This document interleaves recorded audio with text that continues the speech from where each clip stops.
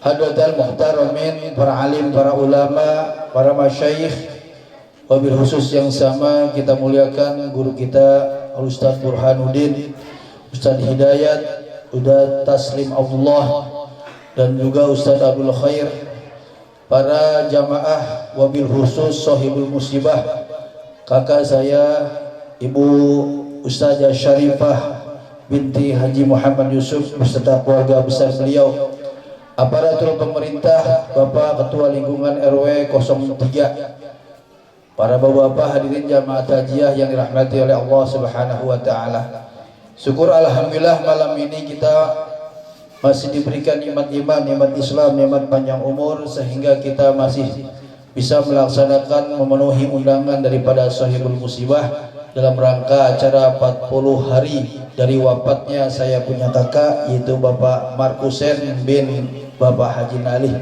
Mudah-mudahan dengan asbab kubur kita malam ini senantiasa amal ibadah almarhum diterima oleh Allah Subhanahu wa taala. Kuburnya Allah jadikan raudah min riyadil jannah. Mari sama-sama mengawali zikir tahlil kita.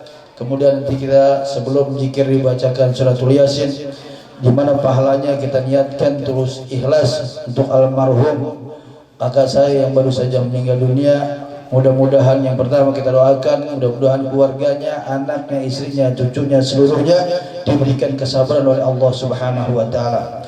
Meningkat acara kita insyaallah nanti setelah acara zikir tahlil akan dilanjutkan dengan acara yaitu tausiah yang insyaallah akan disampaikan oleh guru kita Bapak Haji Fudhali. Kemudian nanti acara ditutup dengan doa. Mari sama-sama kita awali zikir tahlil kita dengan pembacaan istighfar. Astaghfirullahaladzim, astaghfirullahaladzim, astaghfirullahaladzim, alladzi la ilaha illa huwal hayyul qayyum wa atubu ilaih min jami'il ma'asi wa dhunubi la hawla wa la quwwata illa billahil aliyyil azim. Ashhadu an la ilaha illallah wa ashhadu anna Muhammadar Rasulullah sallallahu alaihi wasallam ala dunya wa ala kunyatin salihah ila haratin Nabi Muhammadin Mustafa Rasulillah sallallahu alaihi wasallam wa azwajihi wa dzurriyyatihi wa ahlil baitil kiram syai'un lillahi lahum al-Fatihah. A'udzu billahi minasy syaithanir rajim. Bismillahirrahmanirrahim. Alhamdulillahi rabbil alamin arrahmanir rahim maliki yaumiddin iyyaka na'budu wa iyyaka nasta'in ihdinas siratal mustaqim siratal ladzina an'amta 'alaihim ghairil maghdubi 'alaihim waladdallin amin. A'udzu billahi minasy syaithanir rajim. Bismillahirrahmanirrahim.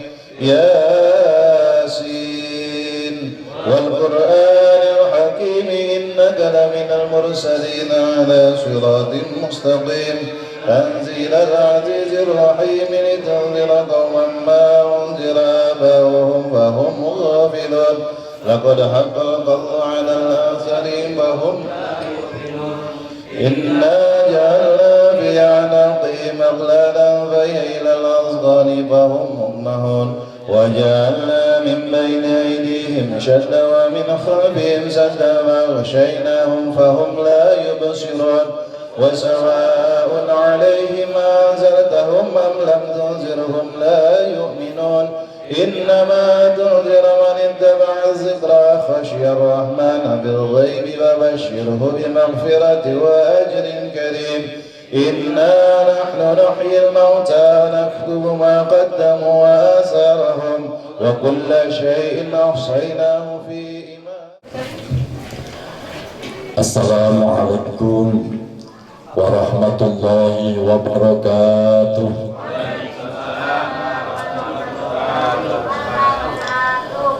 Bismillahirrahmanirrahim. Alhamdulillahilladzi khalaqal mauta wal hayata liyabluwakum ayyukum ahsanu amala.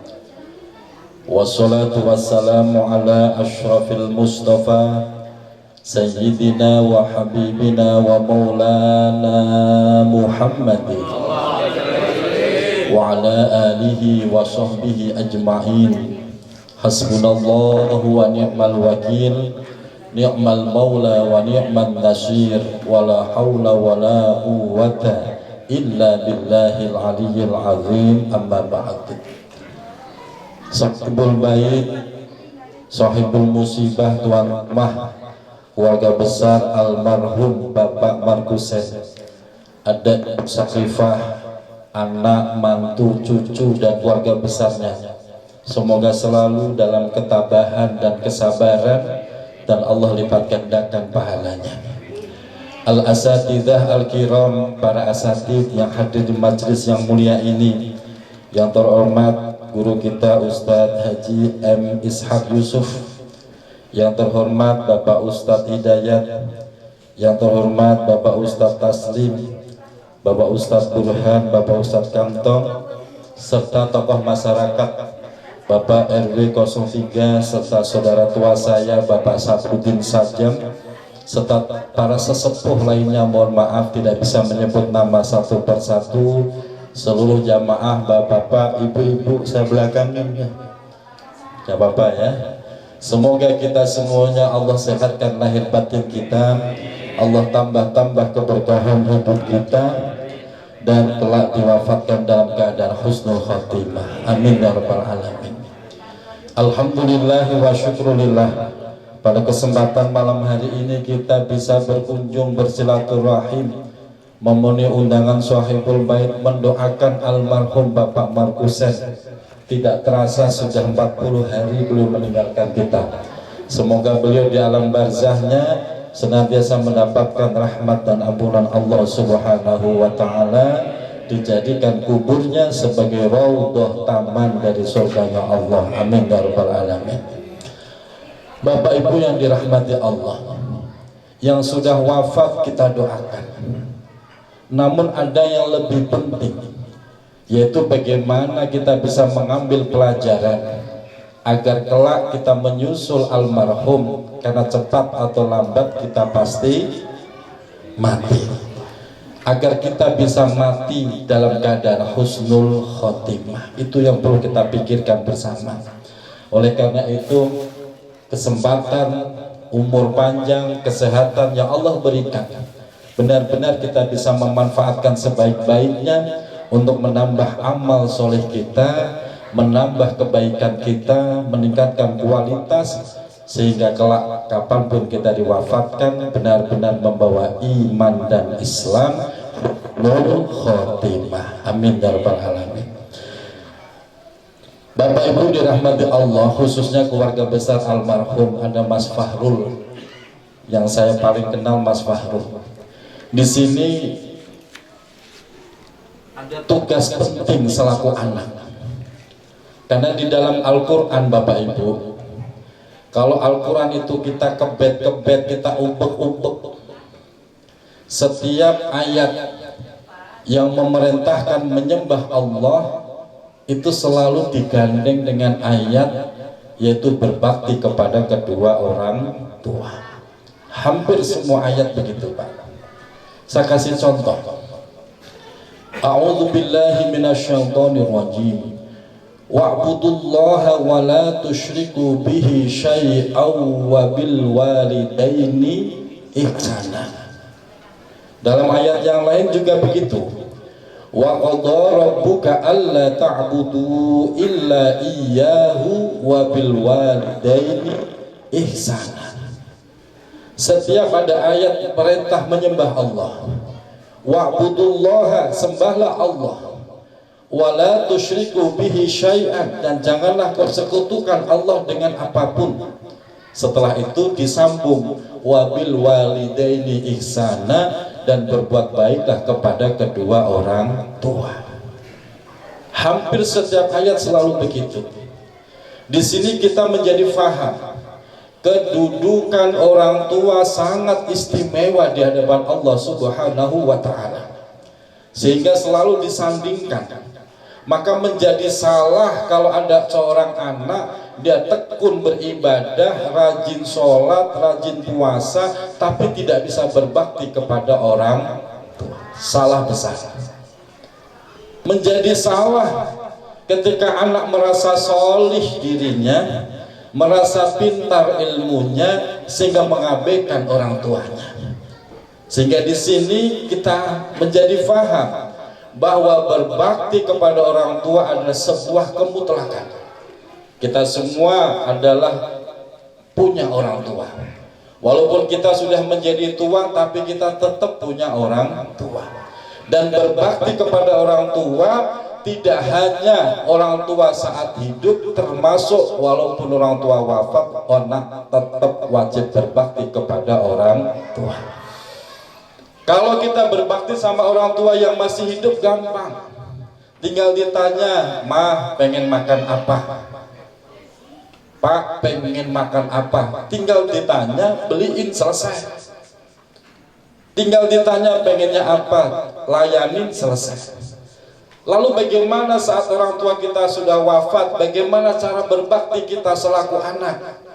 Oleh karena itu Mas Fahrul dan adik-adiknya semoga bisa terus berbakti kepada almarhum Bapak Markusen. Bagaimana caranya? Minimal ada 5 perkara yang bisa kita lakukan sebagai bentuk birrul walidain, berbuat baik kepada orang tua. Dan ini berlaku untuk siapa saja, termasuk saya, Mas Fahrul, dan semua yang hadir.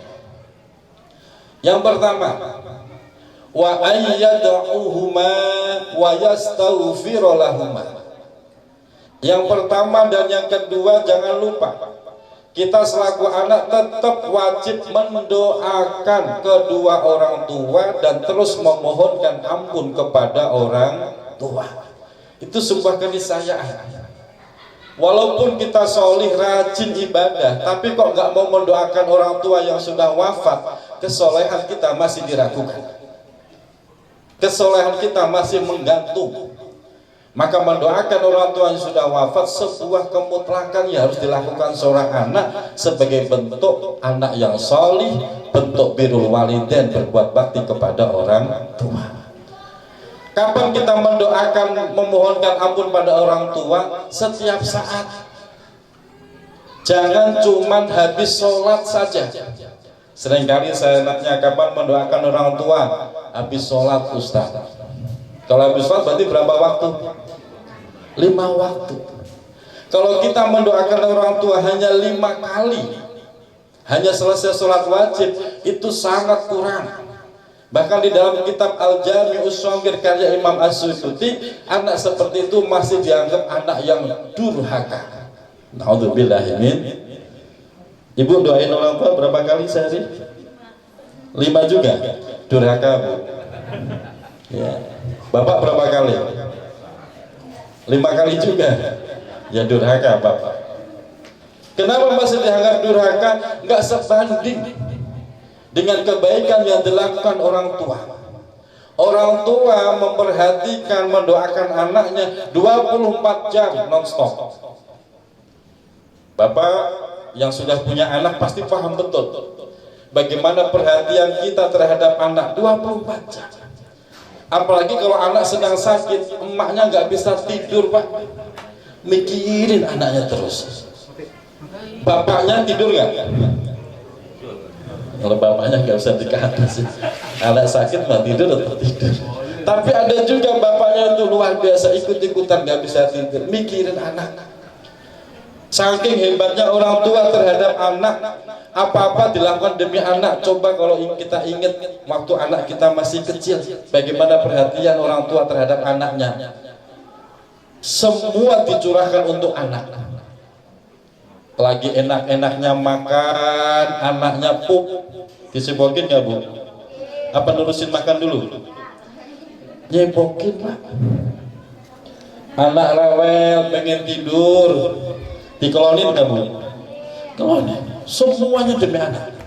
Sehingga ketika anak sudah gede kok mendoakannya cuma 5 kali masih dianggap durhaka. Terus berapa kali? Setiap saat. Di situ diajarkan. Saat kita ingat sama orang tua langsung buru-buru didoakan.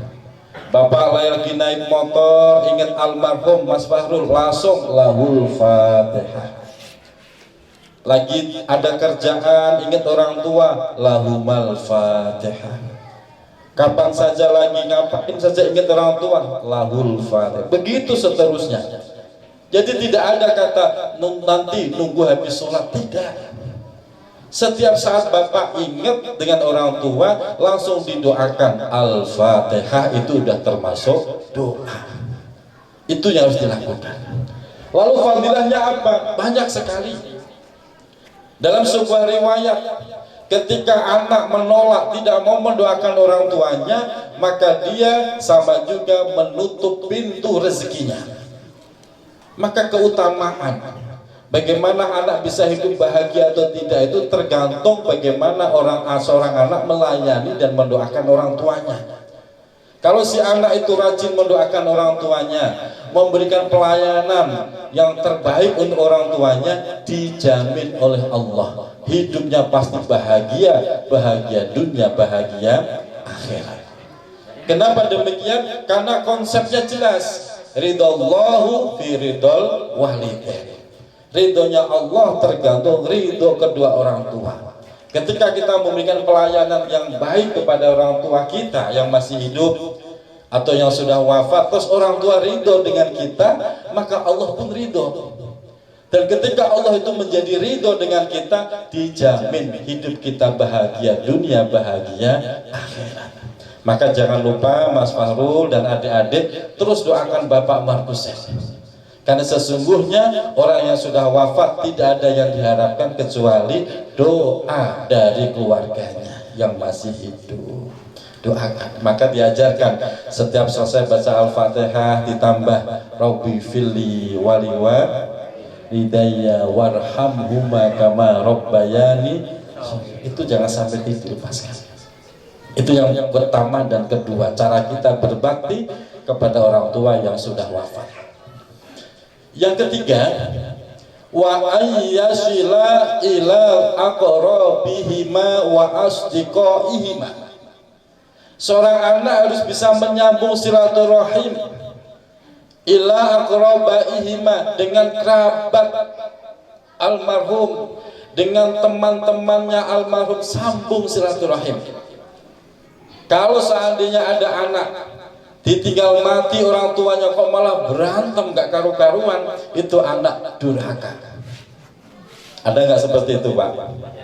Ada apa banyak? Tadinya baik, akur, begitu ditinggal orang tua gara-gara rebutan warisan berantem. Itu namanya anak durhaka. Kenapa? Menyebabkan kesedihan bagi orang tuanya di alam barzah. Apa orang tua tahu? Tahu Pak. Bisa dicek di dalam kitab Ar-Ruh karya Imam Ibnul Qayyim Al-Jauzi, bahwa orang tua itu sedih, nangis ketika keluarganya, khususnya anak-anaknya pada berantem, putus hubungan silaturahim. Maka kalau memang sayang sama orang tua, pastikan keluarga kita tetap akur dalam rangka menyenangkan, berbakti kepada orang tua kita yang sudah wafat. Jangan ditambah sedih gara-gara kita berantem. Dan itu fakta Pak, di mana-mana sering terjadi. Makanya Mas Fahrul selaku anak pertama ya, Mas Fahrul ya, harus bisa membimbing adik-adiknya bagaimana tetap akur sampai maut memisahkan. Dan itu perjuangan Pak, butuh kelapang dada. Apalagi kalau udah bicara warisan, itu kadang-kadang itu bener-bener Pak, itu bisa putus itu saudara. Makanya sering saya sampaikan di mana-mana, kalau ada orang tua meninggal, wafat, terus ada harta waris, biasanya di masyarakat segera dibagi apa ditunda? Di masyarakat sini segera dibagi apa nanti-nanti saja? Gimana Ustaz?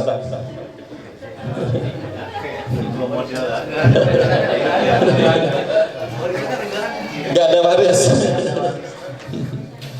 Yang benar nih Bapak Ibu, yang benar, kalau ada orang tua wafat meninggalkan harta, segera dibagi. Yang benar segera dibagi. Kenapa? Untuk menyelamatkan keutuhan rumah tangga dan keluarga. Sebab kalau harta waris nggak segera dibagi, apalagi kalau nanti ahli warisnya ada yang sudah wafat, apalagi kalau udah ganti generasi kedua, ketiga, seterusnya, itu jadi tanah sengketa. Ujung-ujungnya berantem, rebutan tempat. Maka di situ secara Islam harusnya segera dibagi. Kalau sudah dibagi jelas ini bagian si fulan, selesai. Sudah ridho sama ridho, terserah mau ditempatin monggo, mau dijual juga silahkan, adem semuanya. Cuman kadang-kadang di masyarakat ngomong warisan itu kadang tabu, betul. Kalau kita mulai ngomong warisan, anggapnya kita rakus serakah, ya. Tapi kalau nggak diomong itu warisan nggak dibagi-bagi, tahu-tahu ada yang udah kejual, terjadi nggak? Berantem nggak? Bisa bunuh-bunuhan Pak, naudzubillahi min, dibagi. Kalau memang harus dibagi, segera dimusyawarahkan bagaimana ini sebaiknya. Tujuannya apa? Menyelamatkan. Karena seringkali saudara itu putus gara-gara rebutan warisan. Ya kalau banyak mending, cuma 300 meter Pak, sampai berantem, putus persaudaraan, naudzubillahi min, itu anak durhaka. Maka kalau pengen jadi anak yang benar solih, birrul walidain, jaga persatuan, jaga kerukunan di dalam rumah tangga dan keluarga. Insya Allah Mas Fahrul bisa. Amin ya Rabbal. Yang keempat, jamaah dirahmati Allah, cara kita berbagi kepada orang tua kita yang sudah terlanjur, saya katakan sudah terlanjur wafat Pak, karena biasanya orang itu nyesel belakangan, adalah wa ayyatasaddaqalahuma, yaitu sering-sering bersedekah untuk orang tua. Mas Fahrul umpamanya ada rezeki, buru-buru sedekah, pahalanya niatkan untuk orang tua yang sudah wafat. Ini penting Pak. Tapi bagi anak yang gak pernah ngaji, diingetin begitu malah nyolot Pak. Enak aja gua yang nyari duit setengah mati, masa pahala untuk orang itu, orang gak pernah ngaji, makanya bocah ngaji. Padahal ketika anak bersedekah 1 juta umpamanya, diniatkan pahalanya untuk orang tua, itu utuh. Orang tua mendapatkan pahala nilai 1 juta, anak juga mendapatkan pahala utuh nilai 1, la nuqsofiha, tidak ada pengurangan di dalamnya. Orang tua dapat pahala 1 juta, anak yang nyari duit dapat pahala 1, tidak ada yang dikurangi. Berbeda kalau umpamanya anak sedekah buat dirinya sendiri, ya buat dirinya, orang tua nggak kebagian. Maka anak yang solih itu akan rajin sedekah untuk orang tuanya. Maka kalau di masjid kadang-kadang diumumkan sedekah dari fulan, pahalanya untuk almarhum, almarhumah ini, itu anak yang solih. Itu anak yang solih. Memang begitu anjurannya. Sebagai bentuk birrul walidain, berbuat bakti kepada orang. Kenapa harus sedekah? Sedekah Pak, salah satu amal ibadah yang paling disesalkan oleh mayit adalah sedekah. Dibandingkan dengan sholat, puasa, amal ibadah yang lain, itu yang paling disesalkan itu sedekah. Sampai diabadikan di dalam Al-Quran surah Al-Munafiqun, laula akhortani ila ajalin qarib fa'asaddaqa wa akum minas sholihin. Si mayit itu Pak, penyesalannya diabadikan dalam Al-Quran. Ini kata-kata si mayit, laula akhortani, seandainya kau menangguhkan kepadaku ya Allah, ila ajalin qarib, barang sedikit saja nyawaku, fa'asaddaqa, maka aku akan bersedekah sebanyak-banyaknya, wa akum minas sholihin, dan aku akan menjadi orang yang solih. Itu penyesalan si mayit yang diabadikan di dalam Al-Quran. Maka bentuk pertolongan anak terhadap orang tua yang sudah wafat adalah memperbanyak sedekah untuk orang tuanya. Karena sesungguhnya kullu mri'in fi dhilli shadaqatih. Setiap orang itu akan berada di bawah naungan sedekahnya. Ketika sedekah kita perbanyak untuk orang tua, maka almarhum Bapak Markusan akan sangat bahagia. Makanya ini perlu dicatat. Ketika orang tua wafat meninggalkan harta warisan, jangan langsung dibagi, beresin dulu apa tanggungan orang tua yang belum beresin dulu, ambil dari harta warisan itu. Setelah beres semua, banyak punya utang udah beres semua, ambil lagi berdasarkan kesepakatan, sedekahkan atas nama almarhum. Almarhum udah capek nyari harta, nyari dunia selama hidupnya, nyari rezeki, jangan sampai nggak kebagian. Ambil, sedekahkan untuk almarhum. Setelah itu silahkan dibagi waris, sehingga almarhum di alam barzahnya merasa bahagia di bawah naungan sedekah itu. Alhamdulillah. Jangan pelit Pak, jangan kayak tetangga saya. Bapak nggak usah nanya siapa Ustaz, nggak usah, rahasia. Yang penting jangan kayak tetangga saya. Tetangga saya Pak punya orang tua sudah wafat, ditinggalin warisan banyak. Ditinggalin warisan banyak. Itu buat sedekah. Orang tua sebelum meninggal sudah pesan, Neng, ini nanti tanah bangun musola. Padahal itu habis kena gusuran tol Pak. Daerah saya itu banyak gusuran tol. Terimanya 2,3 M. Bukan ember Pak, M. Padahal kalau bangun musola paling butuh berapa ratus juta. Itu disuruh bagi, nggak mau diingetin. Anaknya nggak mau, kenapa? Rakus semua. Tanah dibagi waris, hasil jual tol dibagi waris. Padahal itu semua milik orang tua. Itu anak yang durhaka. Orang tua punya kepinginan bangun musola sampai meninggal, itu nggak dibangunin, padahal duit sudah cair 2,3. Udah pernah lihat duit segitu nggak Pak? Sama saya juga belum. Kan luar biasa. Itu anak durhaka Pak. Anak yang salih buat apa? Musola bangun, niatkan untuk orang tua. Ada tarikan masjid, bagi, niatkan buat orang tua. Ada pembangunan pondok, bagi, niatkan buat orang tua. Bapak jangan khawatir nggak kebagian pahala, kebagian pahala.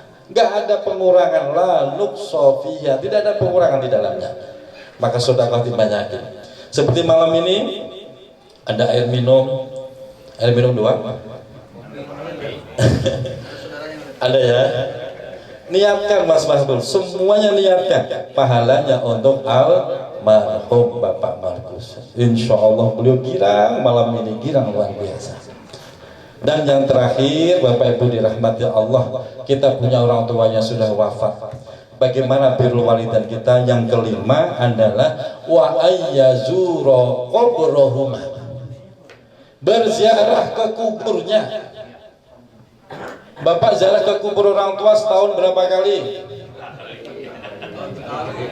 Masya Allah. Setahun sekali.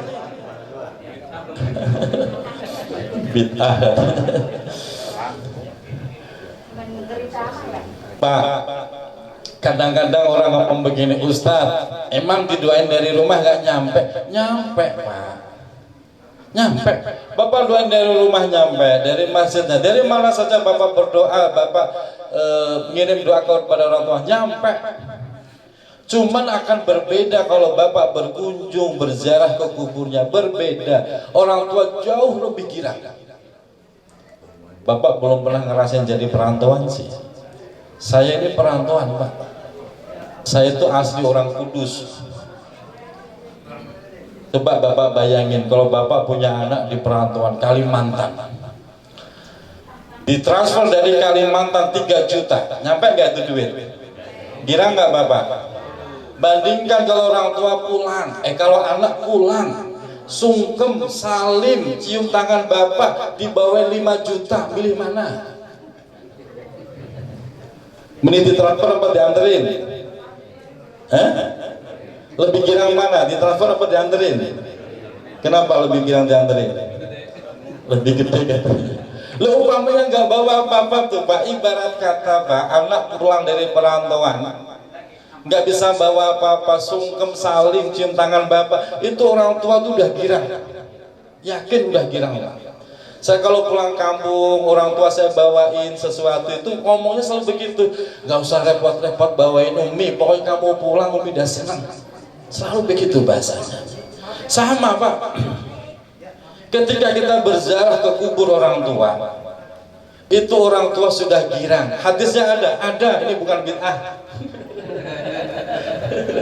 Hadisnya ada. Ma min muslimin yamurru qabra akhihi wa yajlisu indahu illa sta'nasa bihi hatta yakuma.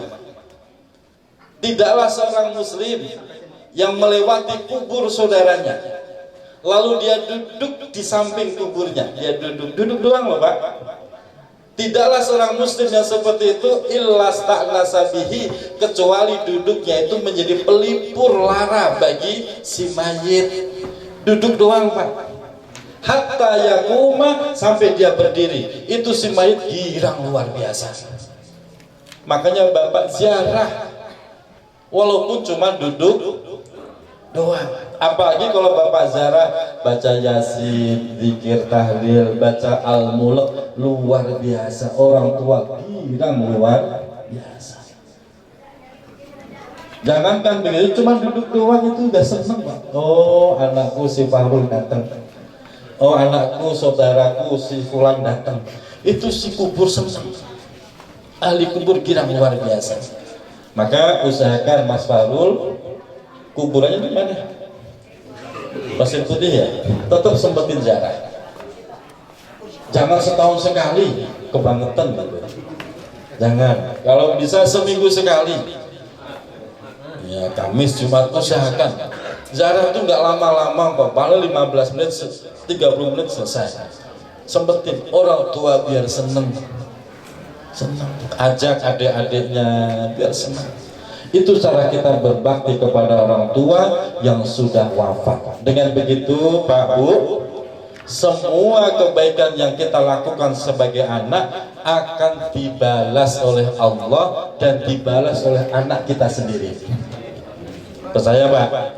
Saat ini kita berbuat baik kepada orang tua, nanti anak kita akan berbuat baik pada diri kita.